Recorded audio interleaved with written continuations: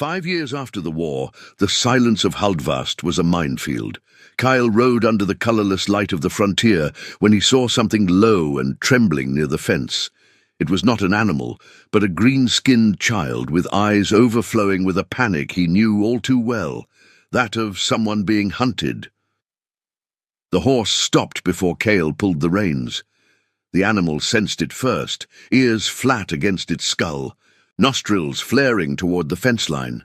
Kyle squinted through the pale afternoon light and saw the shape crouched against the old wooden posts, small, still, shaking.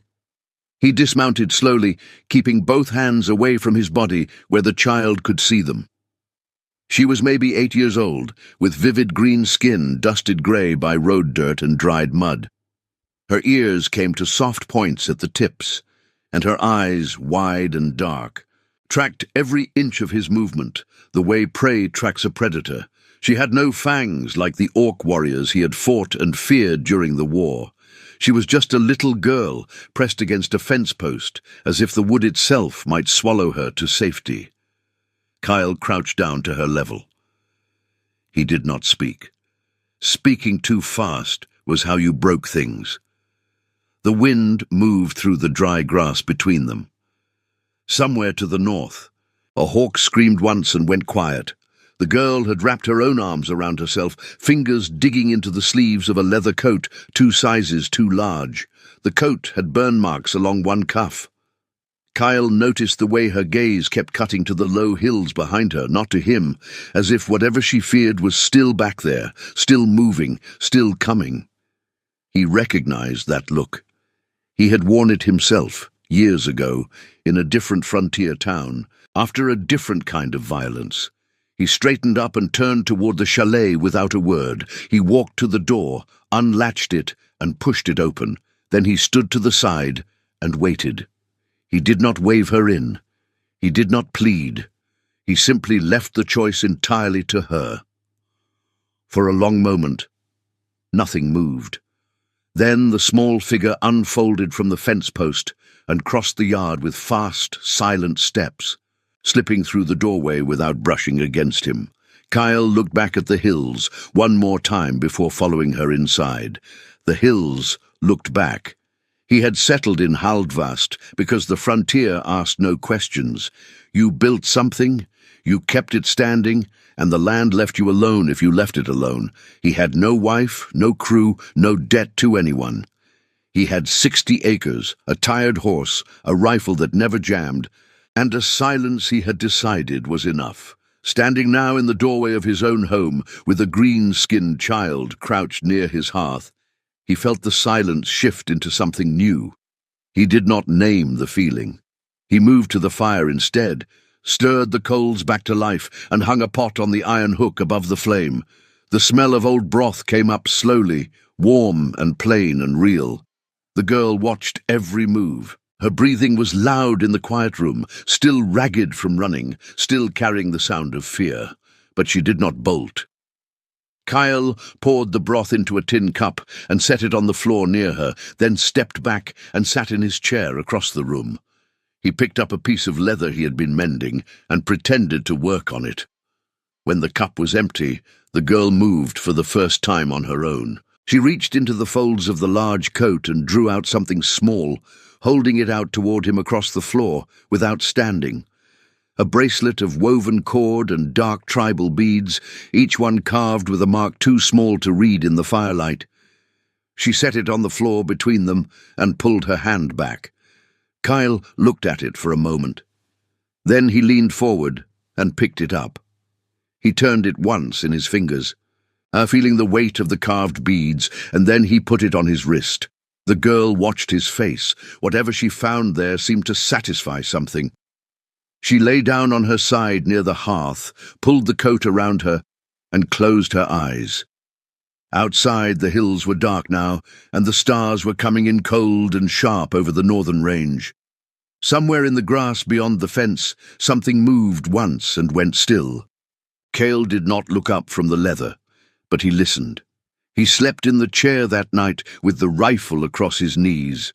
The girl, who he would later learn was called Velka, curled near the hearth, with the large coat pulled tight around her and her back pressed against the stone wall.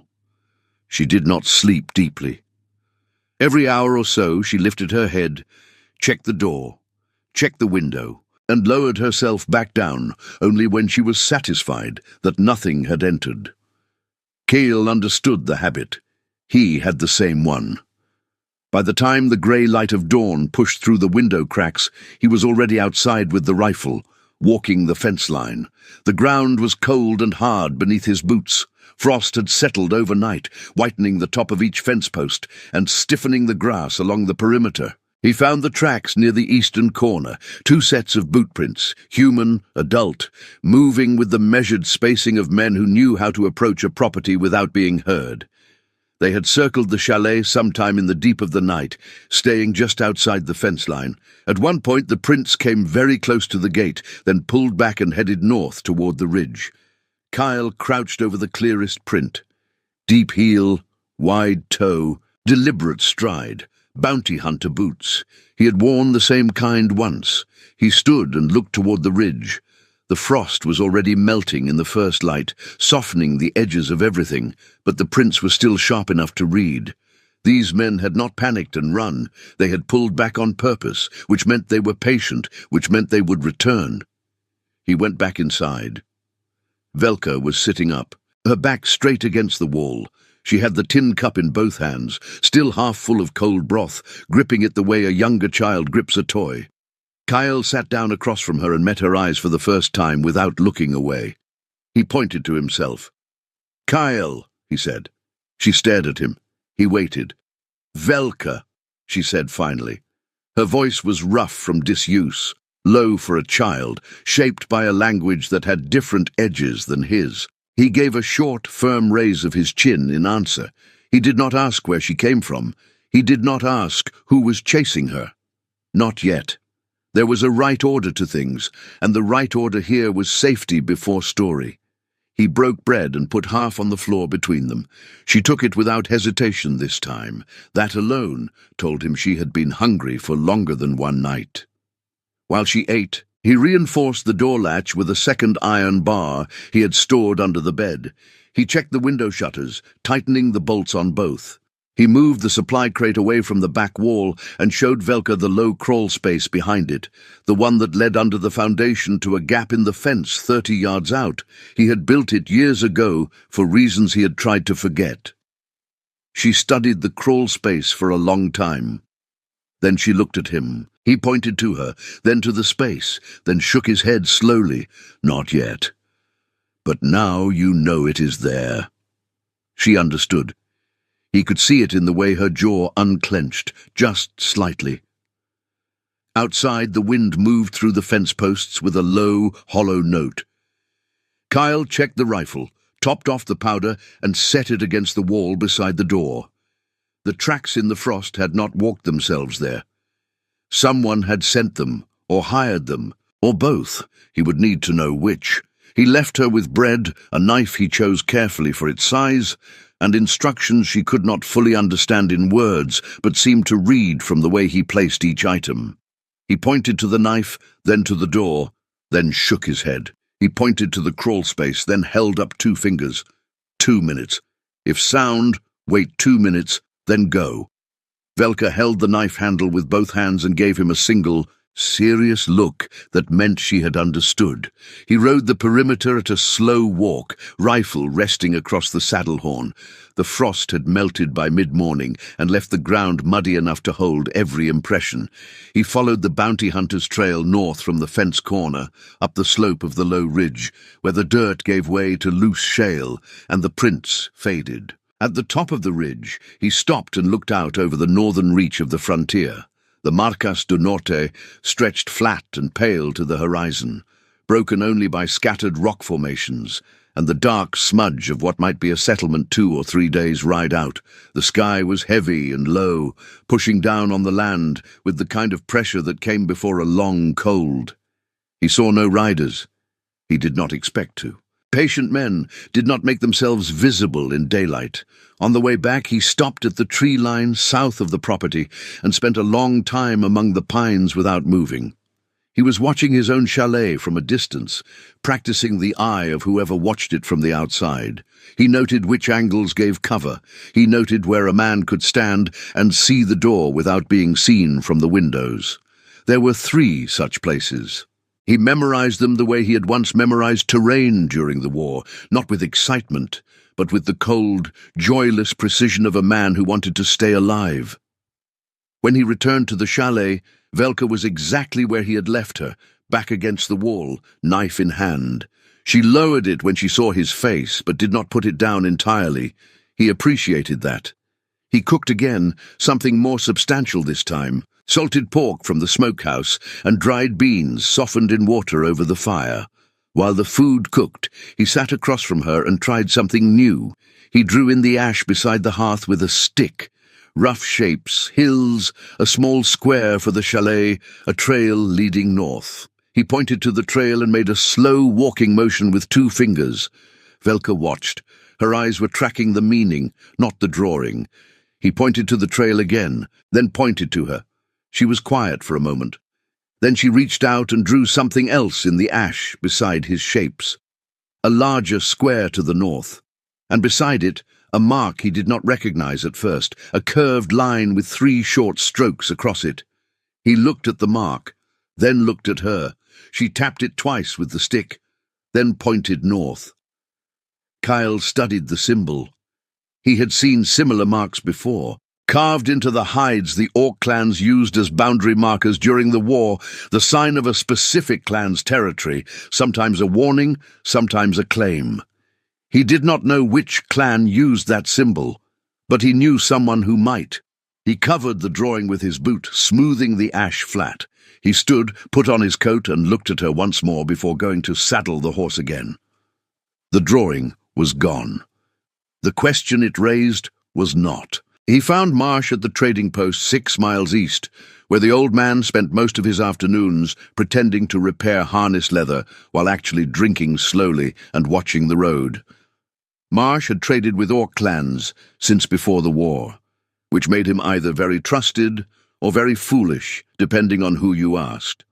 Kyle had decided years ago it was something in between. He did not show Marsh the symbol directly. He described it. The old trader went still in a way that was not casual. "Where did you see that?" Marsh asked. "In ash," Kyle said, "drawn by a child."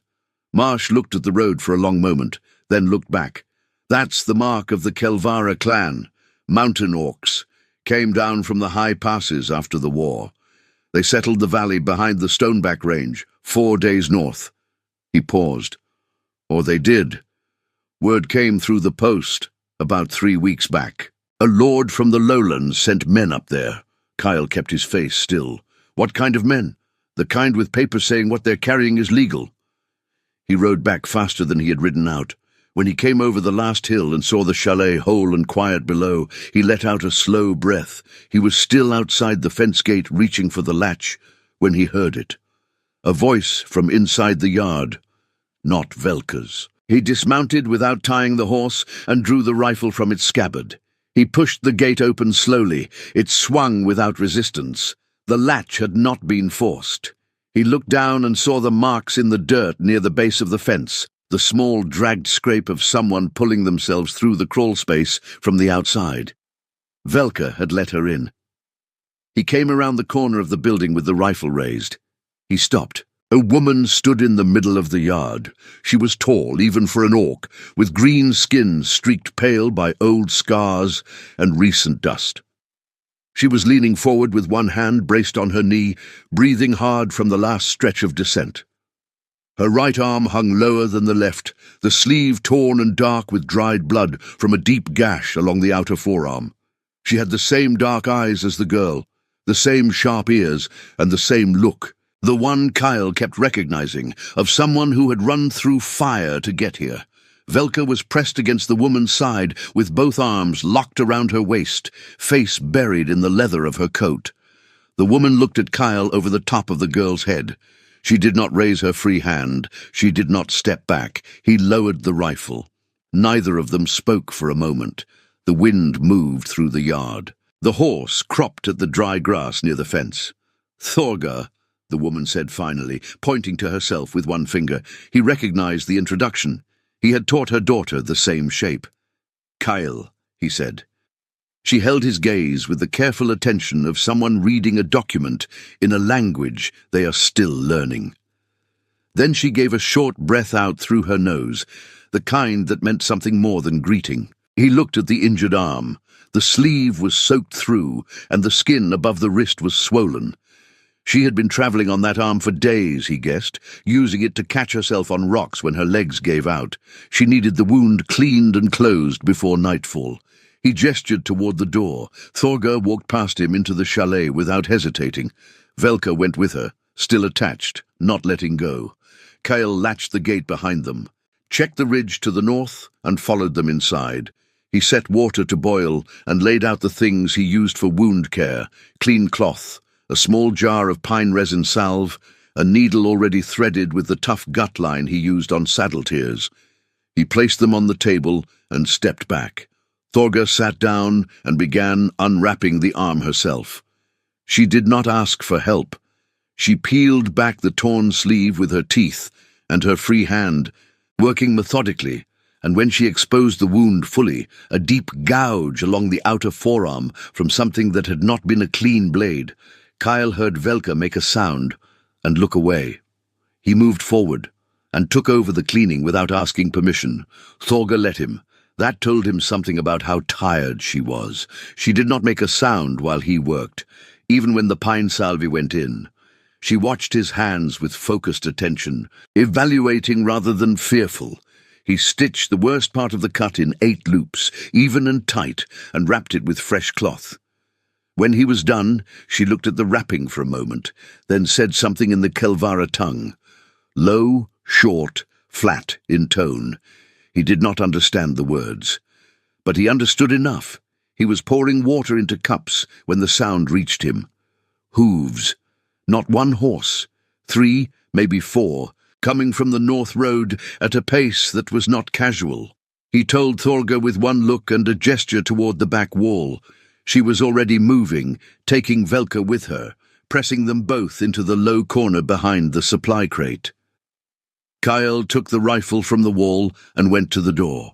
He opened it and stepped onto the porch before the riders reached the gate, so they would see him first and have to stop on his terms.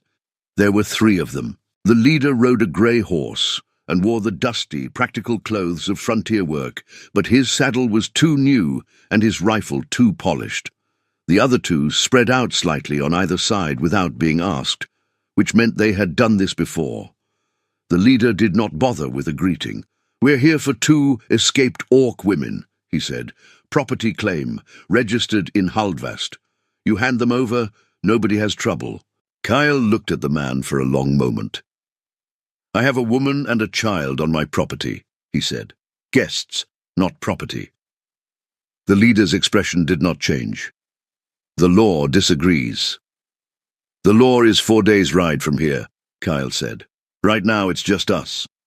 He lifted the rifle slightly, not fully raising it, just enough. The 2 flanking riders exchanged a look. The leader held still, measuring. "We'll be back," he said. "You'll be welcome the same way," Kyle said. They turned and rode north. He watched until they crested the ridge and dropped from sight. Then he stayed on the porch for another 10 minutes, rifle across his arms, while the dust settled and the wind returned to its ordinary work. Inside, Velka had not made a sound. He came back through the door and found Thorgar standing in the middle of the room. She had heard everything. Her jaw was set, and her eyes held a question that was also a statement. He answered the statement, not the question. "They won't come back tonight," he said. "Tonight we make a plan." They sat at the table after dark, the 3 of them, with a tallow candle and the fire, and the kind of silence that holds more meaning than most conversations.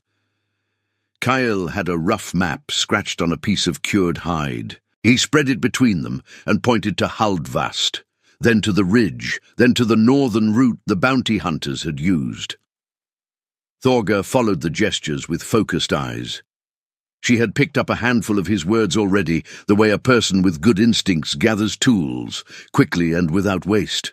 He pointed to the valley behind the Stoneback Range on the map, the rough shape he had drawn from Marsh's description. Thorga went still. Then she shook her head. Slowly, once. He understood. She was not going back. Whatever had happened in that valley, the clan's territory was no longer safe ground. He pointed south instead. There were settlements in the lower frontier, more populated, harder for a small group of hired men to operate quietly.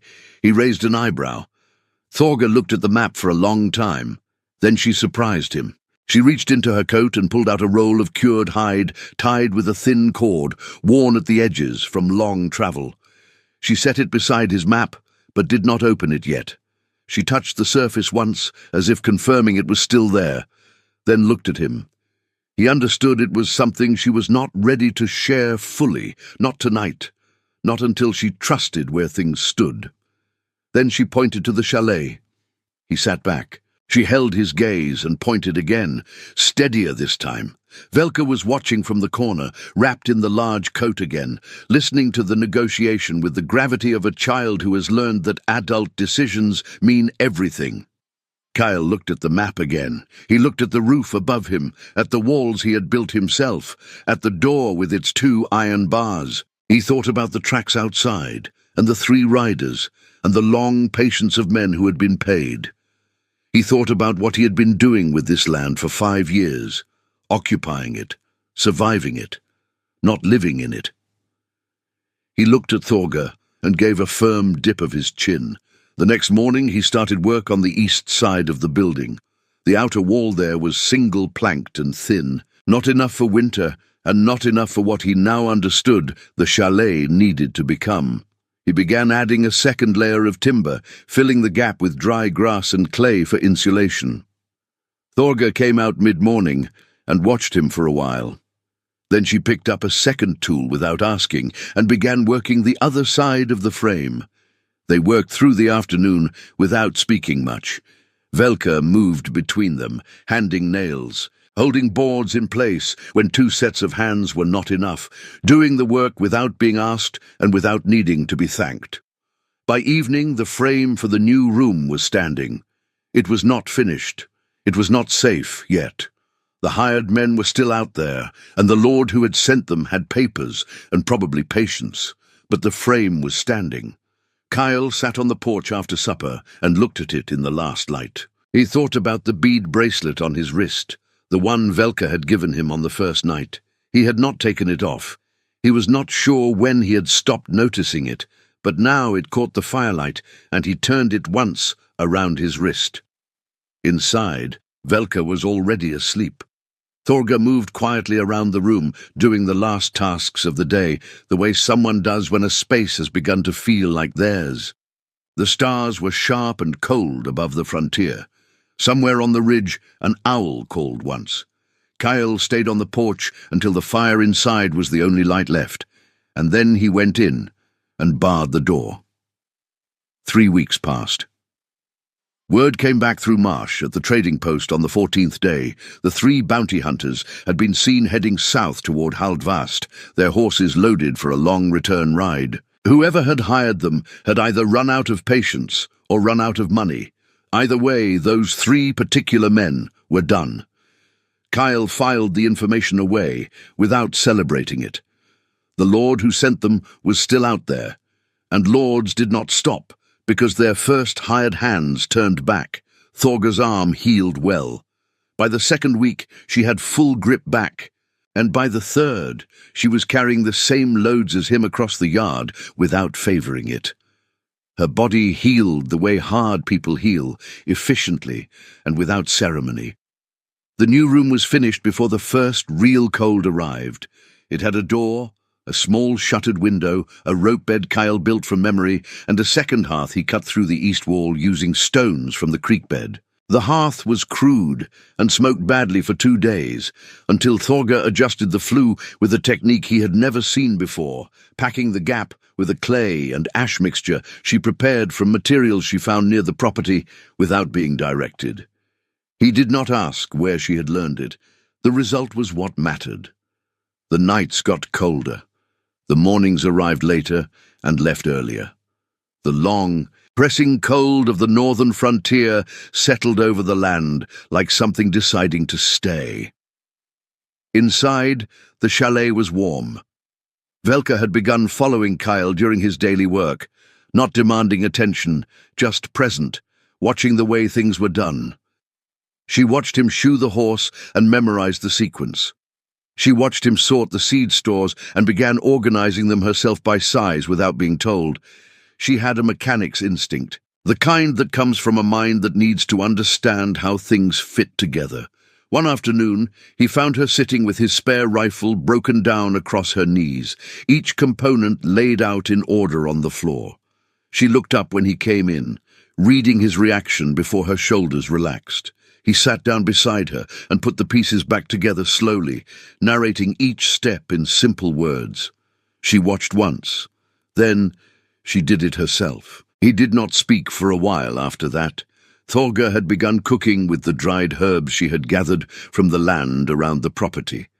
The chalet started smelling different, green and sharp and warm, a smell that had no name in Kyle's memory, but that his body recognized as safe. She added things to the broth he had been making for years that changed it without making it unrecognizable. He noticed he was eating more. At night, the three of them sat by the fire, and the silence between them was a different kind of silence than the one Kale had lived in for 5 years. That silence had been empty. This one had weight, had breath, had the small sounds of other people existing in the same space.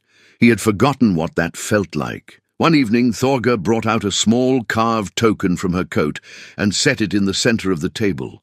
It was dark bone or horn, carved into a shape he could not fully identify, a figure with its arms open, facing something coming toward it. A Kelvara ritual object, he guessed. Some kind of anchor or ward.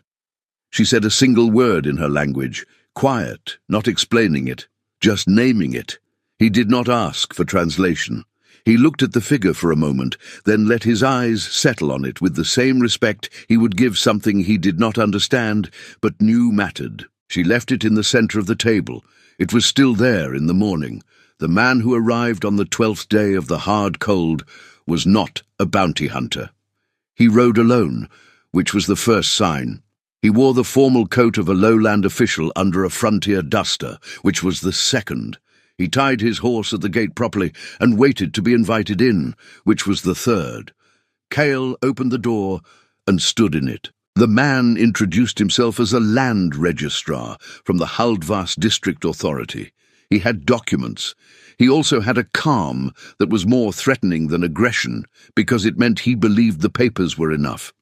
He explained politely that a land claim had been filed by a lord named Vert, covering the northern territories, including the valley where the Kelvara clan had settled. Under the claim, any persons living within those territories without registered title were legally subject to relocation. The Orc women on Kyle's property were documented under that claim. He offered the documents for review.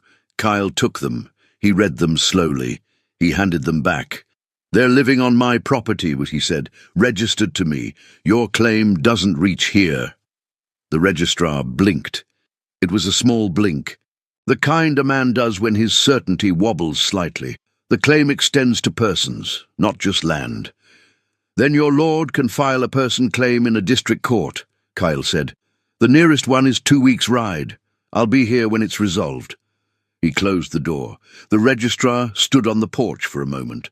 Kyle listened to the silence on the other side of the wood. Then he heard boots on the steps, then hooves, then nothing. He turned from the door.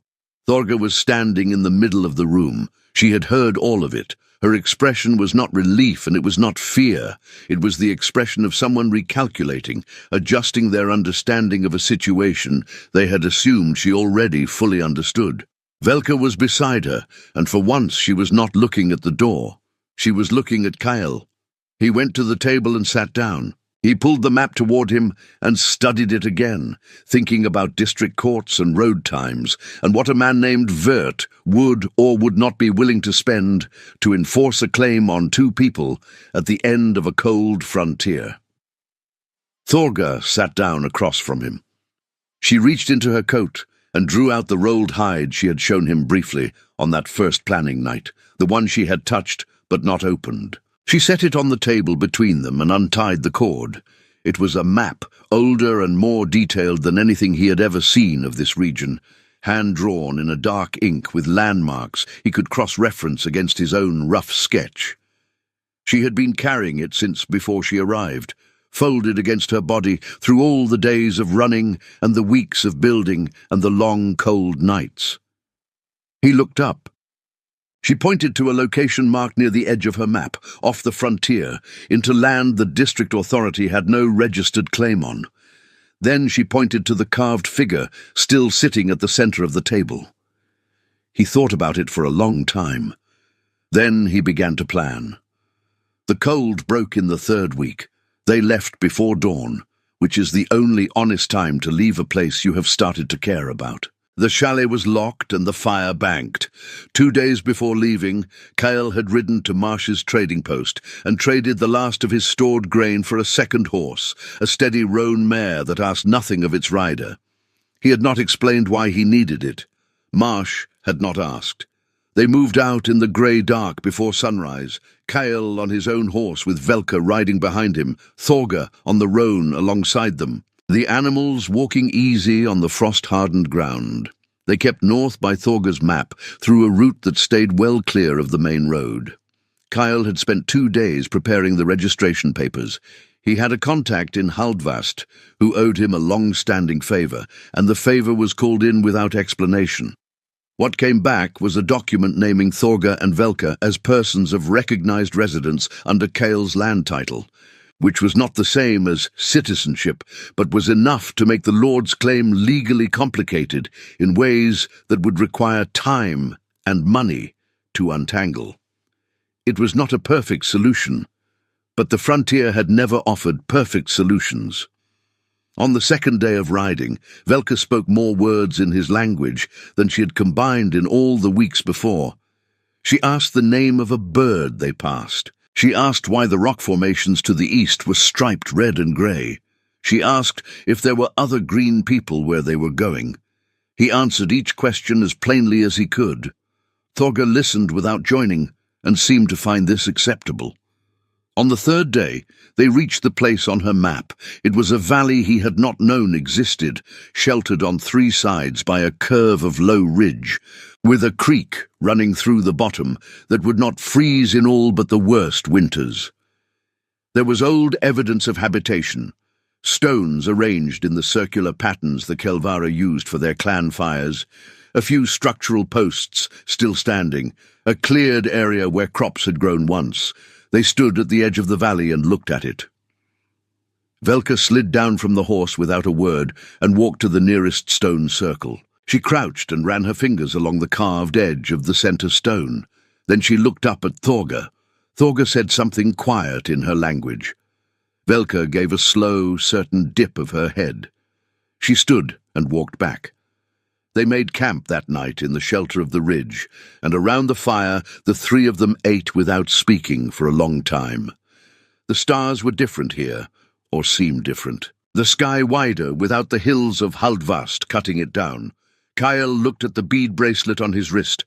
He thought about the chalet, locked and waiting in the cold. He thought about a registrar with his clean documents and a lord named Vert who had not gotten what he paid for. He thought about a girl pressed against a fence post in the colourless light, and the way a simple thing, the act of leaving a door open and stepping aside, could change the entire weight of what came after. He was not a man who thought much about fate. He was a man who thought about wood and weather and the angle of a rifle. But sitting at this fire, in this valley, with Velka asleep against his shoulder and Thorga watching the dark edge of the ridge with the calm of someone who had decided where she stood, he understood something he had no clean word for. He had been keeping the silence for 5 years because silence felt like safety, but the silence had only been empty. This was something else. Far out in the northern dark, beyond the ridge, a light moved once along the horizon and then disappeared. Too slow for a shooting star, too deliberate for an animal. Kyle watched the spot where it had been. He reached for his rifle with one hand without waking the child. The valley was quiet. The fire was low, but somewhere out there, the frontier was not finished with them yet.